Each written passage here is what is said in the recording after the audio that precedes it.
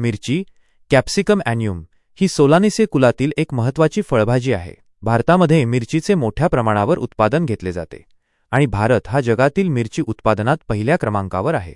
मिरचीबद्दल काही मूलभूत माहिती. मूळ स्थान. मिरचीचे मूळ स्थान उष्णकटिबंधीय अमेरिका मानले जाते. रंग आणि चव. मिरची हिरव्या, पिवळ्या, नारंगी आणि लाल रंगात उपलब्ध असते आणि तिची चव तिखट असते. तिखटपणाचे कारण. मिरचीला तिखट चव कॅप्साईन नावाच्या रासायनिक पदार्थामुळे येते. हे संयुग मिरचीच्या सालीच्या आतील थरात सर्वाधिक असते. मिरचीचा तिखटपणा स्कोविल हीट युनिट SHU या एककात मोजला जातो. पोषक तत्वे. मिरचीमध्ये अ, ब, क आणि ई ही जीवनसत्वे भरपूर प्रमाणात असतात. तसेच कॅल्शियम आणि फॉस्फरससारखी खनिजेही त्यात आढळतात. उपयोग. मिरचीचा उपयोग भाज्या, आमटी, चटण्या, लोणची, मसाले आणि इतर अनेक पदार्थांमध्ये तिखटपणा आणि चव आणण्यासाठी केला जातो. मिरचीचे औषधी गुणधर्म.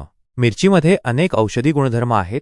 दाहक विरोधी अँटी इन्फ्लॅमेटरी. मिरची दाहक विरोधी गुणधर्मांमुळे सांधेदुखी आणि संधिवातावर फायदेशीर मानली जाते. रक्तभिसरण आणि पचन. ती रक्तभिसरण सुधारण्यास, पचनक्रिया सुरळीत ठेवण्यास आणि रोगप्रतिकारशक्ती वाढवण्यास मदत करते. कोलेस्टेरॉल आणि साखर. काही अभ्यासानुसार मिरची रक्तातील खराब कोलेस्टेरॉल कमी करण्यास आणि रक्तातील साखरेची पातळी नियंत्रित करण्यास मदत करते. इतर उपयोग. मिरचीपासून बनवलेले पदार्थ वेदनाशामक मलमांमध्ये पेन बाम्स वापरले जातात. तसेच मिरचीचा अर्क ओलेओरेसिन कॅप्सिकम मिरची स्प्रे, पेपर स्प्रेमध्ये वापरला जातो.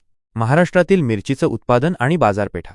महाराष्ट्रामध्ये मिरचीचे मोठ्या प्रमाणात उत्पादन घेतले जाते. नंदुरबार हे मिरचीच्या बाजारपेठेचे प्रमुख केंद्र म्हणून ओळखले जाते, तर भिवापूर हे दुय्यम केंद्र आहे. नंदुरबारमध्ये ओली मिरची वाळवून आणि प्रक्रिया करून तिखट बनवले जाते.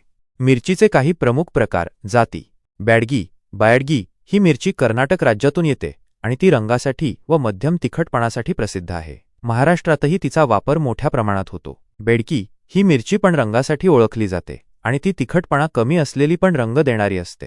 संकेश्वरी ही मिरची महाराष्ट्रातील संकेश्वर भागातून येते आणि ती तिच्या तिखटपणासाठी ओळखली जाते. गुंटूर, आंध्र प्रदेशातून येणारी ही मिरची खूप तिखट असते आणि मसाल्यांसाठी तिचा वापर होतो. काश्मीरी ही मिरची रंगासाठी वापरली जाते आणि तिचा तिखटपणा खूप कमी असतो. लवंगी ही लहान आणि अतिशय तिखट मिरची आहे जी प्रामुख्याने मसाल्यांमध्ये वापरली जाते. अग्निरेखा ही जात तिच्या तिखटपणा आणि जास्त उत्पादनासाठी ओळखली जाते.